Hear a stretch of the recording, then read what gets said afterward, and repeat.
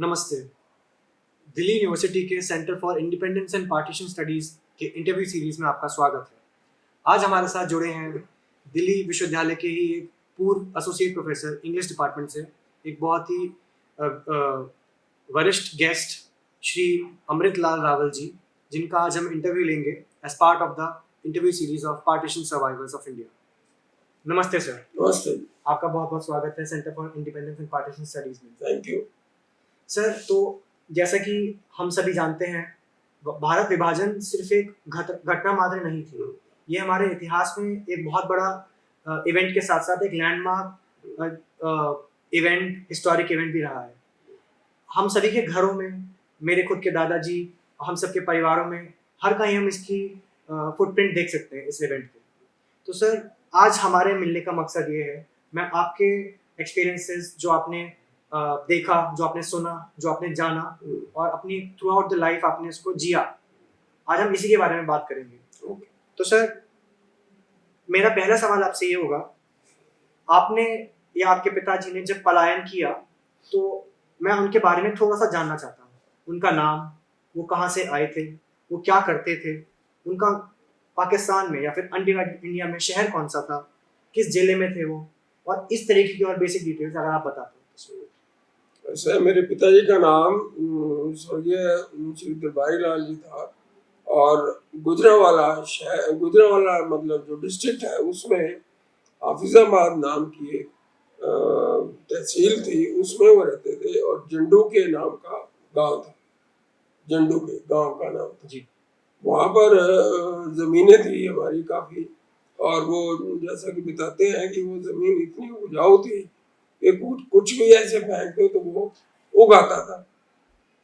तो और उसके अलावा वो उनकी एक कपड़े की दुकान भी थी, क्योंकि मतलब कि अच्छा भरा पूरा परिवार था। मेरे ताऊ जी थे जो उज्जैन में जाके बस गए, और मेरे दो चाचा जी जो यहाँ दिल्ली में ही थे, वो मतलब वो उनकी भी डेथ हुई है, और मेरे पिताजी की भी डेथ हुई 1979 में। और हमने काफ़ी स्ट्रगल किया। पहले हम पानीपत में आके ठहरे थे, क्योंकि जो गुजरांवाला डिस्ट्रिक्ट था उसको करनाल डिस्ट्रिक्ट अलॉट हुआ था। मतलब जो वहाँ से उठ के आएंगे वो करनाल में आके बसेंगे, और पानीपत उस समय करनाल डिस्ट्रिक्ट में था। तो हम पानीपत में, मेरा जन्म भी पानीपत में हुआ, हम पानीपत में 2-3 साल रहे, और फिर 1952 में हम दिल्ली आ गए। और फिर मैं यहाँ जो सरकारी स्कूल हैं उनमें पढ़ा, और मतलब माली हालत को इतनी अच्छी नहीं थी, जो कुछ भी था वो वहीं छोड़ा है।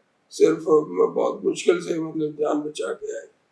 और जो लोग, एक मेरी बहन थी, चचेरी बहन, उसको मेरे ताऊ जी मतलब मारने लगे थे।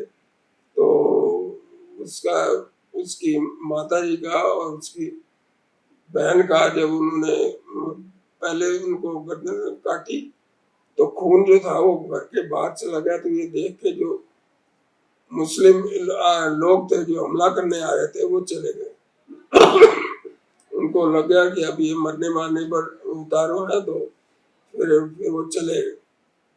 और मेरी एक बहन जो तीसरी थी, उसका कान कट गया, उसको मारा उन्होंने लेकिन कान कट गया, और फिर वो बच गई। और वो अम्बाला में रहती थी, और वो एक डॉक्टर के साथ उसकी शादी हुई थी। मतलब बहुत ही बुरा टाइम था, ऐसा बुरा टाइम तो किसी पर भी ना लाया। सर, मैं थोड़ा सा आपसे जानना चाहूंगा कि विभाजन से पूर्व आपने अपने जीवन की कुछ यादों को साझा करें।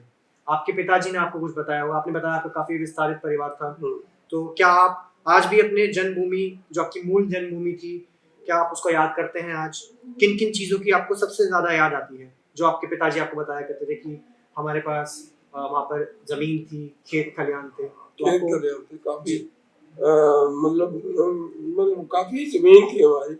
तो वो फिर उसके बाद यहाँ आए तो थोड़ी सी मिली थी, कुछ असंध में मिली थी, तो वो फिर बेच दी उन्होंने, क्योंकि हम वहाँ रहते नहीं थे।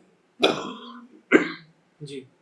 सर इसके अलावा जब आप छोटे थे तो आप अपने घर में सुनते होंगे कि चलो बंटवारा हुआ तो हुआ, अब हम अपने आज़ाद देश में आ गए हैं।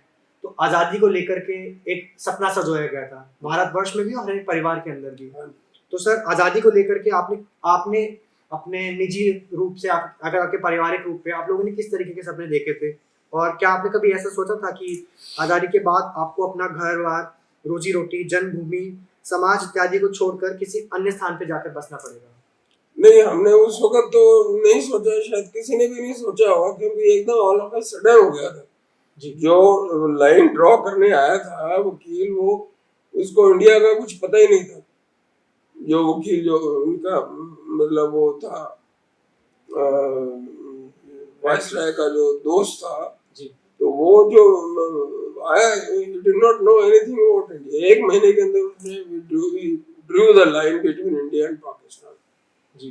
तो विदाउट थिंकिंग एनीथिंग इसलिए किसी को पता नहीं था। लाहौर में सब ये सोच रहे थे कि हम तो जाएंगे इंडिया के साथ, और वही बात सरगोदा में, वही बात जो थी ये एक थी वहां पर जिला था Sialkot.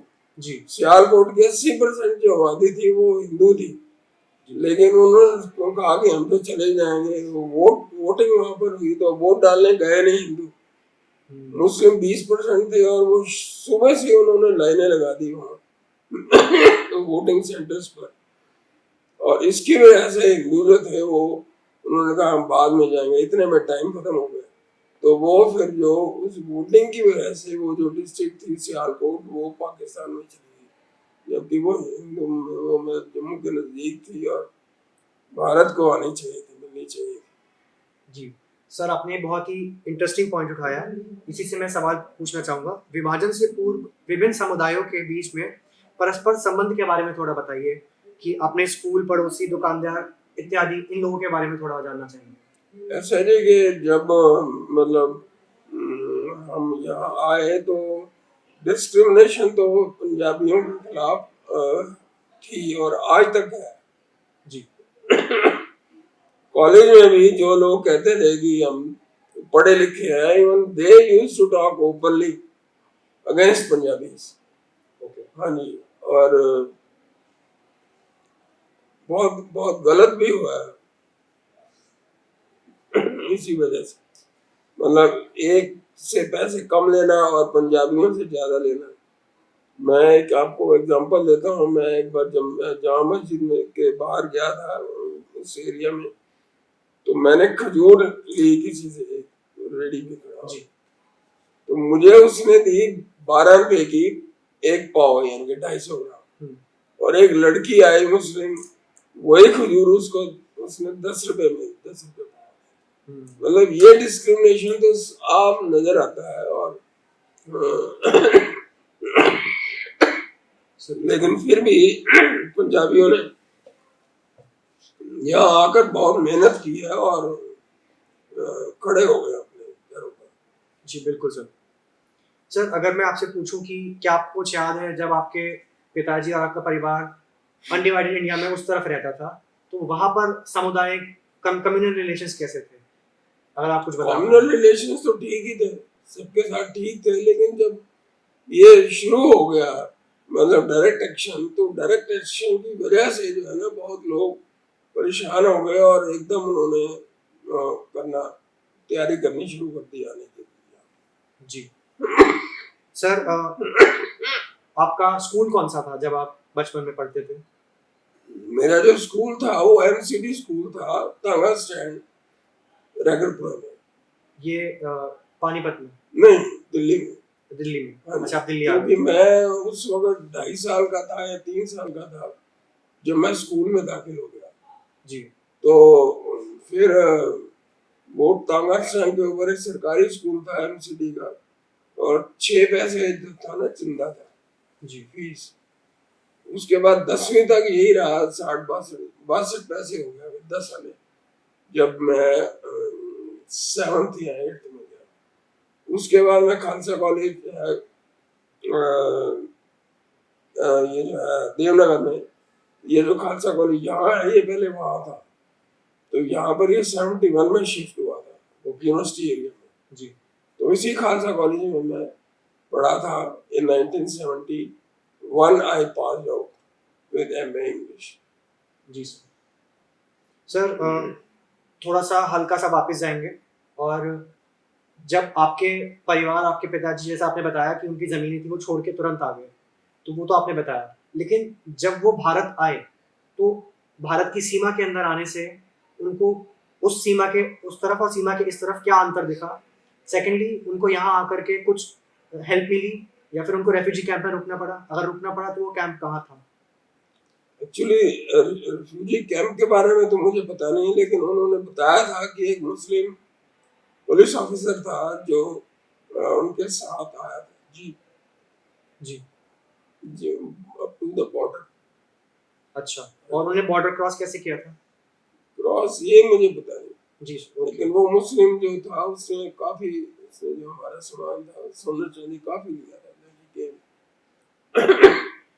To drop okay, on the border. India Pakistan में। अच्छा सर, आपने एक चीज़ और बताई थी कि आपके घर में महिलाओं के ऊपर काफ़ी सख्ती बरती गई थी कि उनको वायलेंस तक का घर के अंदर ही करना पड़ा था बचाने के लिए उनको। तो जो ये निर्णय था कि हमें अपनी घर की बेटियां बचानी है, तो आप बहुत छोटे थे उस समय, आपने कहानियां सुनी होंगी। नहीं, मैं तो था ही नहीं उस समय। आप थे ही नहीं उस समय। मैं तो 1949 में मेरा बर्थ हुआ, पानीपत में आ गया जी, तो आपने घर में कहानियां सुनी होंगी कि घर की बेटियों को हाँ, बचाने के लिए ये एक निर्णय लिया कैसे गया? ये किस वो एक का खुद ही निर्णय था? जो है ना वो छोटी जो थी वो कहती थी कि पहले आप मुझे मारो, मुझे मारो, और बड़ी जो थी वो कहती थी नहीं आप मुझे मारो, तो ये उनका एक कूद गई कुएं में जाके। तो इस तरह से ये था, वो कहती थी कि हम यहाँ नहीं रहेंगे, ना ही हम शादी करेंगे मुसलमानों से। तो इस तरह से उनको अपनी इज्जत बचाने के लिए उनकी हत्या करनी पड़ी मेरे ताया जी। वो 120 साल की उम्र में जाके उनकी डेथ हो गई।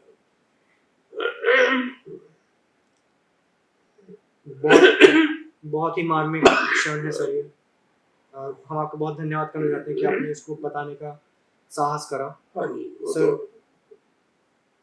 थोड़ा सा मैं इस बारे में हल्का सा और जानना चाहूँगा, क्योंकि as we both are from the English literature background and we know that जब भी कभी कहीं पे समाज में विपत्ति आती है तो उस समाज में सबसे पहले महिलाओं का दमन होता है। हाँ जी। तो थोड़ा सा मैं और पूछना चाहूँगा, जो आपके परिवार के साथ उस समय वृद्ध महिलाएं, बच्चे या फिर दिव्यांगजन कोई आपके आस पड़ोस के लोग होंगे, उनके तत्कालीन निकास स्थान में भारतीय सीमा तक आने में आपके परिवार में मतलब किस तरीके की और मुश्किलें आई थी? जैसे आपने बहनों का अपने उदाहरण दिया, बट आपकी माता भी होंगी, ताई जी भी होंगी, बुआ भी होंगी, तो उनके आने में क्या क्या समस्याएं और आई थी? वो तो हम सारे इकट्ठे आए थे जी, तो इसलिए कोई मेरी बुआ जी थी वो कैथल में थी, अब उनकी डेथ हो गई है। अब उनके बेटे हैं, करनाल में रहते हैं वो, और दूसरी भी जगह पे मतलब लोग जो है ना रहते हैं। उज्जैन में मेरे बड़े जो ताया जी थे वो उज्जैन में रहते थे, उनकी डेथ हो गई 120 साल की उम्र में,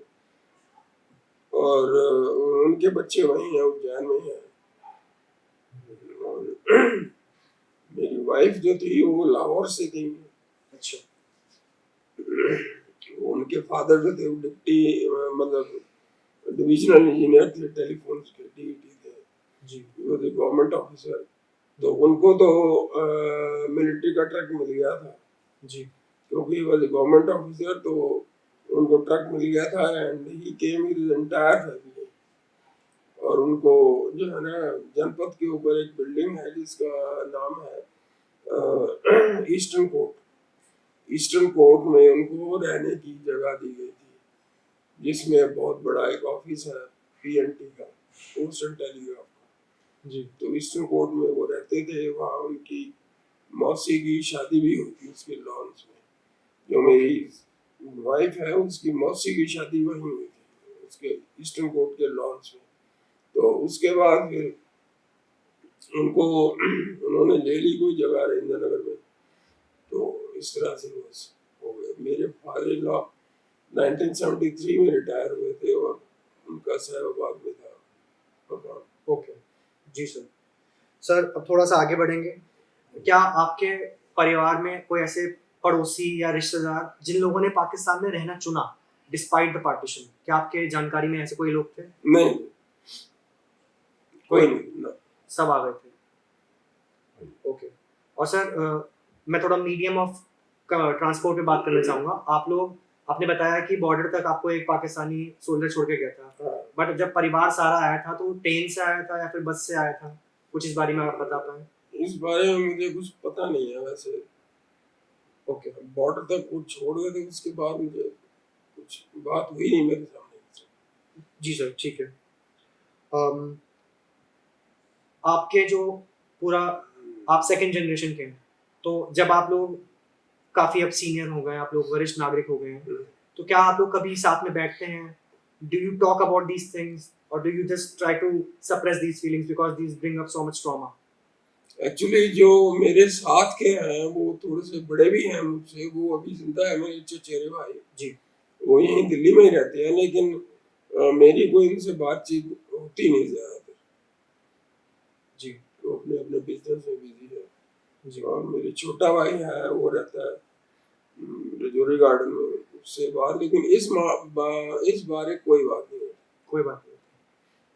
सो दिस इज सर, इसीलिए हम ये कर रहे हैं कि एक लॉस्ट जनरेशन की बात हम कर पाएँ और हम जैसे और आने वाली जनरेशन्स भी इस बात को ना भूलें and we remember it. Sir मैं अब थोड़ा सा उस दौर के माहौल के बारे में बात करना चाहूँगा। अभी तक तो हम निजी बात कर रहे थे कि हमारे परिवार पे क्या बीती। सर उस समय एक दंगों का दौर था, तो कृपया उस दौर के दंगों के बारे में बताएं, उसकी व्यापकता, उसका नेचर और तीव्रता, जान माल का खर्चा, क्या माहौल था उस समय, डिस्कोर्स क्या था? एक्चुअली डिस्कोर्स तो यही था कि हमें जाना है, हिंदुस्तान जाना है, क्योंकि वहां तो रहना पॉसिबल ही नहीं था। वो तो डॉक्टर अम्बेडकर ने भी कहा है कई बार कि डॉक्टर अम्बेडकर ने तो खास तौर पे जो डिप्रेस्ड क्लासेस थे उनको उन्होंने बार बार कहा था कि you must come to India, whatever be the cost, whatever be the difficulties and costs, नहीं तो आपका जीवन जो है वो सेकंड क्लास सिटीजन का जीवन रह जाएगा। उन्होंने लिखा है अपनी किताबों में, जी। मैंने पढ़ी है काफी, नहीं बस पढ़ी है मैंने। जी सर। सर मैं अगले प्रश्न की तरफ चलता हूँ। हमने बात करी लॉस की, personal loss, financial loss, monetary loss. अब मैं थोड़ा जानना चाहता हूँ कि इसमें रोल किसका था। तो इस सवाल को मैं इस तरीके से पूछना चाहूँगा कि दंगा फैलाने में कौन कौन लोग, समूह और संस्थाएं सक्रिय एवं शामिल थे? दंगा फैलाने में तो ये सामने जो जिन्ना साहब की फोटो है, he was a main villain। मतलब वो सिर्फ वो, he had nothing to do, no role to play। उसको पता था कि मैं 1.5 साल में मर जाऊंगा। उसके डॉक्टर ने कह दिया था, बॉम्बे में एक डॉक्टर था, उसने कह दिया था भाई आप चेन स्मोकर हो, आपको दमा है और टीबी भी है, तो you have only 1.5 years to live. He knew it. और जिन्ना ने अपने डॉक्टर को कह दिया था कि इस बात को किसी को बताए ना, तो he was in a hurry to become the Canadian. और बनते ही जो है ना उसने हमला कर दिया कश्मीर के ऊपर। शेख अब्दुल्ला उसको मिलने गया और वो खेल रहा था वो जो मतलब एक गेम होती है ना जो बॉल्स के साथ मारते हैं, स्नूकर। हाँ स्नूकर, तो बिलियर्ड्स खेल रहा था। तो उसके पीए ने आगे कहा कि शेख अब्दुल्ला साहब आए हैं, तो उनको वो कहता है कि बिठा दो बाहर और चाय पानी पिलाओ। और फिर कहता है कि Kashmir is in my pocket, ये जिन्ना के words, Kashmir is in my pocket. तो काफी देर बैठे रहे वो जो शेख अब्दुल्ला साहब थे, काफी देर बैठे रहे, लेकिन वो मिलने नहीं आया। फिर 1 घंटे के बाद वो फिर आया, उनका जो पीएन था, उसने कहा जी कोई वो बैठे हुए हैं शेख साहब, तो क्या करना है? तो कहते let him wait, let him wait. तो उनको फिर जो है ना गुस्सा आ गया, तो वो आके भारत में वापस आ गए और उनको मैंने उन्हें अरेस्ट करवा लिया और भेज दिया कोडाईकनाल यागप्पा लॉज। जी। उस लॉज में मैं भी रहा हूँ। Okay. As a tourist I. Okay sir, मैं अगला सवाल पूछूंगा। इस दौरान सरकारी और गैर सरकारी संस्थाओं की क्या भूमिका रही थी? क्या वे स्थिति को नियंत्रित करने और कानून व्यवस्था को पुनः बहाल करने का प्रयास कर रहे थे, या वे महज मूक रक्षक बन के या सहयोग कर रहे थे सिचुएशन का? सरकारी, गैर सरकारी, every private organisation, government organisation. ऐसा ही जैसा मैंने सुना है कि जब वहां से ट्रेनें आ रही थी पुरानी दिल्ली स्टेशन के ऊपर, तो जो लोग थे बहुत ही बुरे हाल में थे और उनको रोटी दी गई, जैसे कि ये फोटो है उनके ऊपर। ऐसा कहा था कि फेंकी भी जाती थी कई बार, क्योंकि भीड़ इतनी थी। तो इट वाज क्वाइट अंडरस्टैंडेबल। तो उसके बाद बहुत उन्होंने तकलीफें सही, जिसको जो काम मिला उसने वो काम पकड़ लिया। ये नहीं देखा कि हम तो वहाँ इतने ऐसे थे और यहाँ हमने ये काम करना पड़ रहा है। अजमल खां रोड पे और कश्मीर गेट, हर जगह जो है ना, लोग पटरियों में आके काम करते थे। तो और जो चांदनी चौक के जो लोग थे दुकानदार, वो गए भी सरदार पटेल के पास कि आप क्यों मतलब इनको यहाँ बैठने दे रहे हो। महात्मा गांधी ने तो उनको जामा मस्जिद से भी निकलने के लिए कह दिया था। महात्मा गांधी ने उनको मतलब वो जो आए थे रिफ्यूजीज, वो चले गए जामा मस्जिद में रहने के लिए, क्योंकि ठंड थी और बारिश हो रही थी। और महात्मा गांधी ने कहा कि ये तो ठीक नहीं है, इनको निकालो यहाँ से। तो उनको निकाल दिया। मतलब एक तो वैसे ही अत्याचार, और उनकी पॉलिसीज के विक्टिम थे वो। जो रिफ्यूजीज थे, they were victims of the policies of Gandhi and Nehru and Jinnah and all the big wigs. लेकिन उनके दिमाग में जरा भी वो नहीं था कि हमें इनके ऊपर कोई इंसानियत दिखानी चाहिए। और वो जो प्रेजुडिस है, एंटी पंजाबी प्रेजुडिस, वो आज तक कायम। सर, इससे मैं आपके अब वापस हम पर्सनल पे आते हैं। जब आपके पिताजी, आपका परिवार दिल्ली आया, पटियाला से, फिर बाद में दिल्ली आया, तो उन्होंने यहाँ आकर अपने व्यवसाय कैसे शुरू करा? उन्होंने क्या उसी काम को यहाँ कंटिन्यू करा जो वहाँ करते थे? नहीं, वहाँ तो ज्यादातर खेती बाड़ी की और कपड़े का काम था जी। लेकिन यहाँ तो कोई खेती, उन्होंने शायद एक वो लगाई थी जो पानीपत में जो होती है ना, वो जो कपड़ा बुनने की मशीन, जी, वो लगाई थी, लेकिन वो चली नहीं। मतलब फिर वो उसको छोड़ छाड़ के बेच के यहाँ आ गया और फिर मेरा पानीपत में जन्म हुआ। तो आपके पिताजी दिल्ली में क्या काम करते थे सर? दिल्ली में वो ऐसे ही बस, मेरा बड़ा भाई जो था वो साइकिल मैन्युफैक्चरिंग में, साइकिल रिपेयर में उनको थोड़ी सी थी, सीखा हुआ था। तो वो काफी सारी साइकिल जो थी ना, वो उनको रिपेयर करके और बेचते थे। आपके बड़े भाई और पिताजी? हाँ जी। आपके बड़े भाई का जन्म अनडिवाइडेड इंडिया में हुआ था? हाँ जी। अच्छा, वो भी हैं? नहीं, उनकी डेथ हो गई 89 में। Okay sir. 1989। जी सर, मैं आगे चलता हूँ। तो हम अब थोड़ा बात करेंगे कि जो पुनर्निर्वासित जीवन यहाँ शुरू हुआ, इसमें संघर्ष की बात हम शुरू करेंगे। इसलिए मैंने आपके पिताजी का व्यवसाय के बारे में जानना शुरू करा।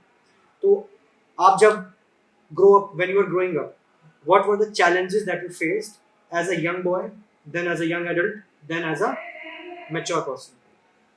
Actually, the challenges were that I had nobody to guide me. Okay. Nobody to guide me, just nobody.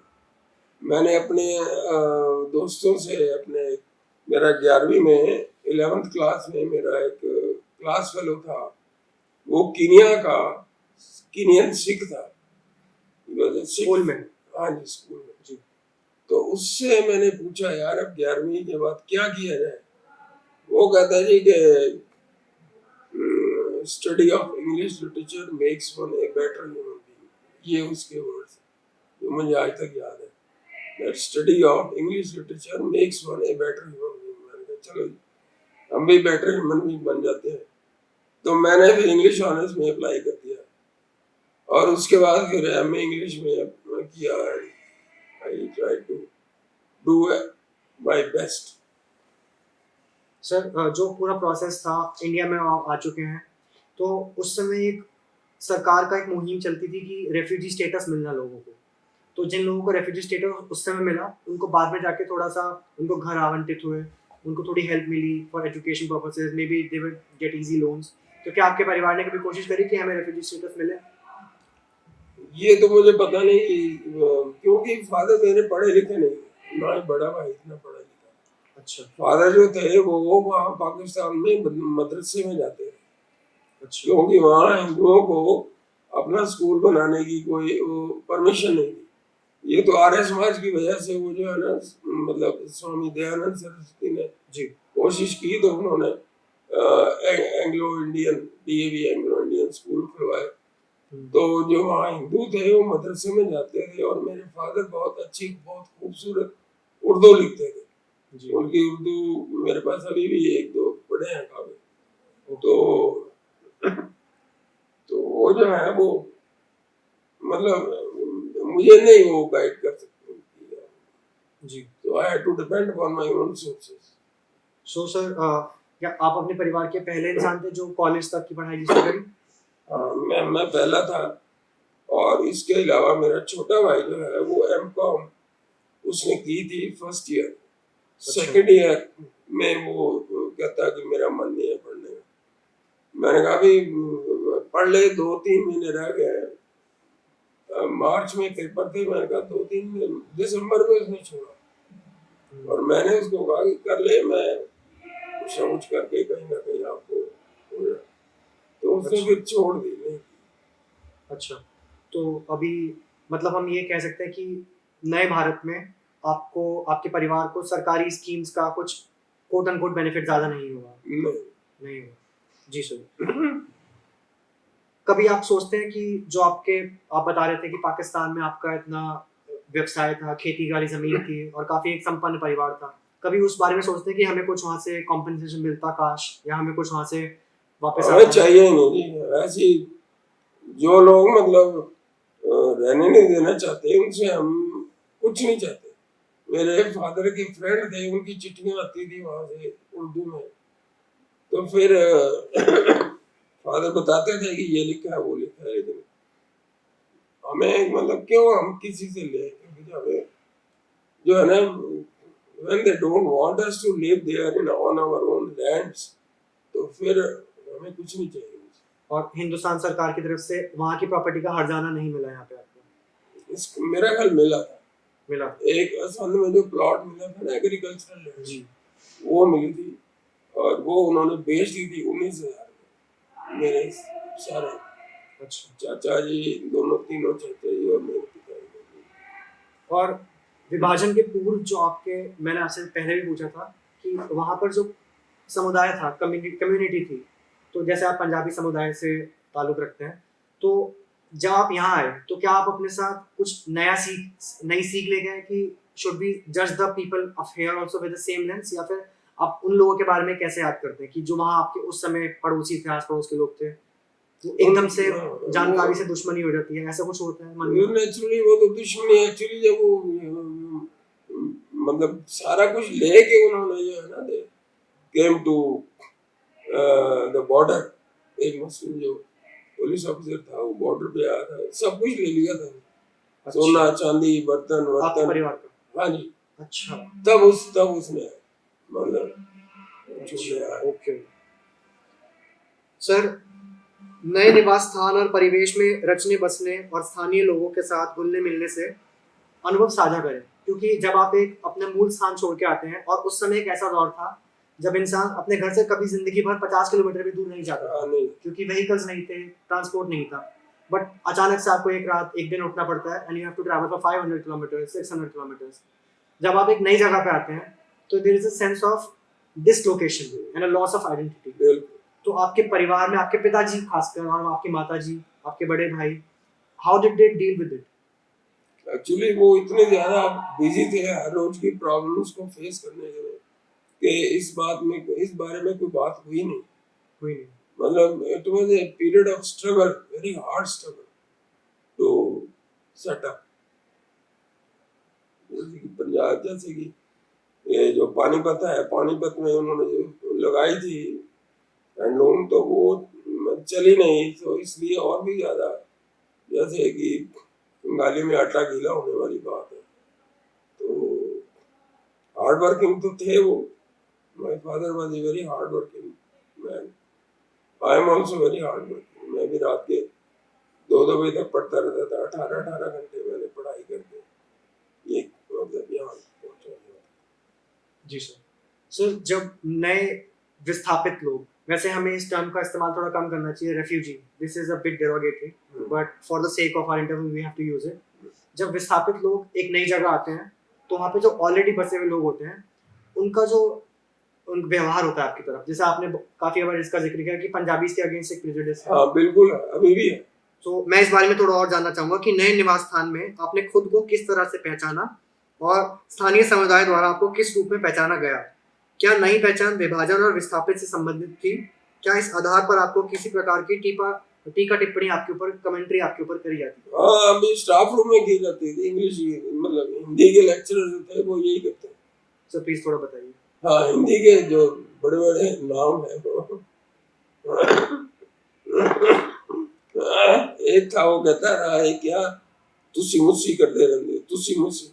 मैंने कहा तुसी मुसी से क्या मतलब है?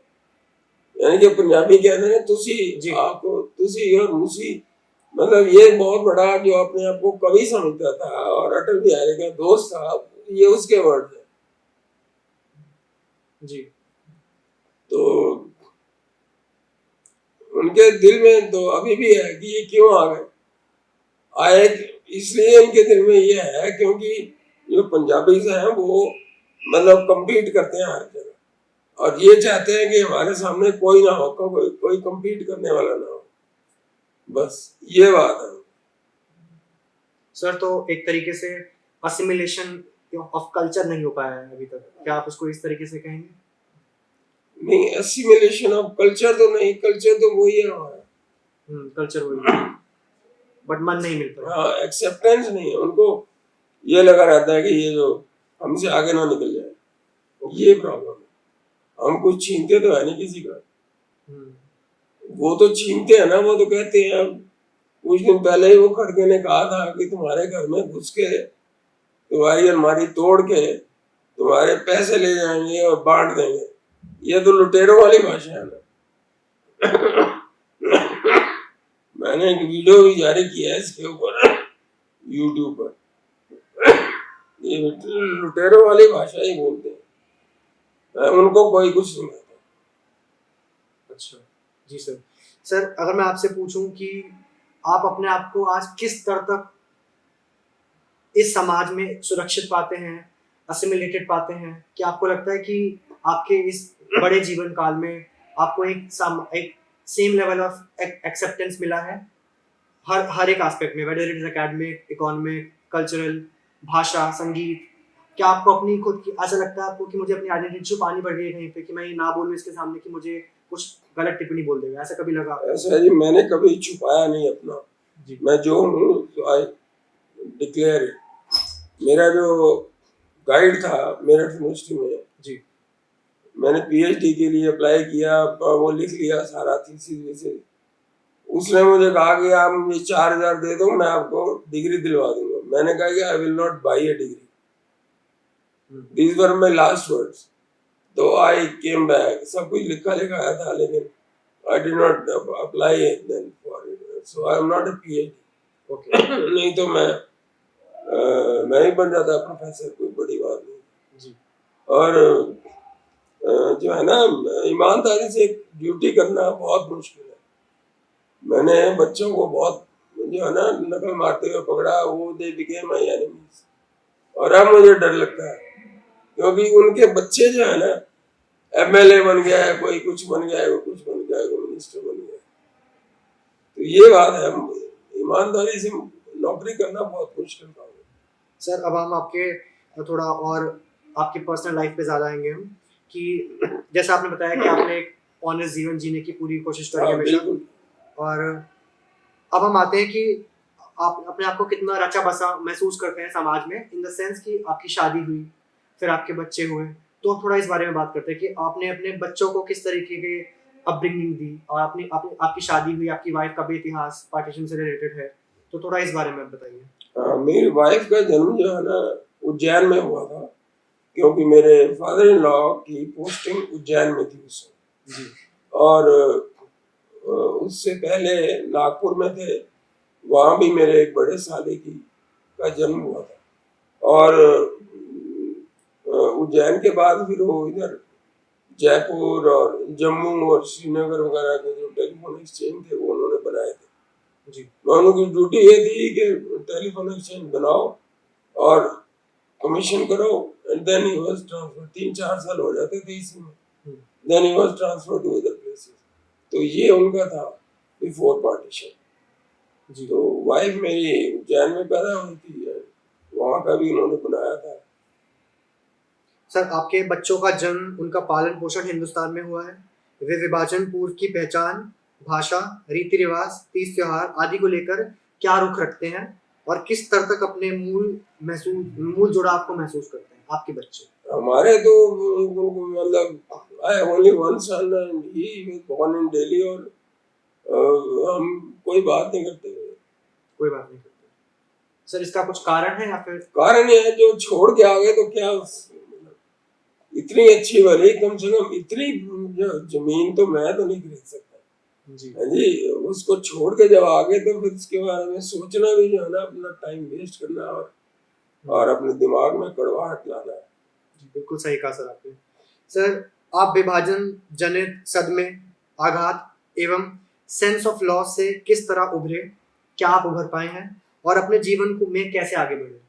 ऐसे ही हम मेहनत करते रहे, मैं भी मेहनत करता रहा, मेरा छोटा भाई भी मेहनत करता रहा और बड़ा भी करता रहा। तो we have been busy in hard work. उसके बाद उसके बाहर कुछ सोचे ही नहीं जी। क्योंकि it's a hard reality we are here and I love my country.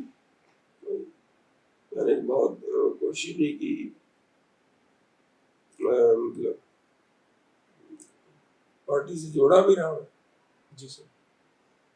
Sir, that's very inspiring to hear. Sir, last में बस मैं ये पूछना चाहूँगा, कुल मिलाकर विभाजन को लेकर आपके क्या विचार हैं और ये आपके वर्तमान जीवन शैली को किस तरह प्रभावित करता है? अच्छा जी, ये जो पार्टीशन है, विभाजन तो इसकी शैतानी चाल थी जिन्ना की, और तो कोई he has not achieved anything। करोड़ों लोगों को मरवा के क्या अचीवमेंट, 1.5 साल तक बना रहे। मतलब वो he died a very tragic death in an ambulance। वो भी एम्बुलेंस में उसकी डेथ हुई। ये उसकी achievement, he did not do anything for his own people, especially when he had been told by a doctor that you have only 1.5 years to live। तो उसको ये सोचना नहीं चाहिए जी। वो सिर्फ अपनी पर्सनल ईगो को सेटिस्फाई करने के लिए कि मैं भी बहुत बड़ा एक जो है ना कायदे आजम बन जाऊंगा, और तो कोई अचीवमेंट नहीं है।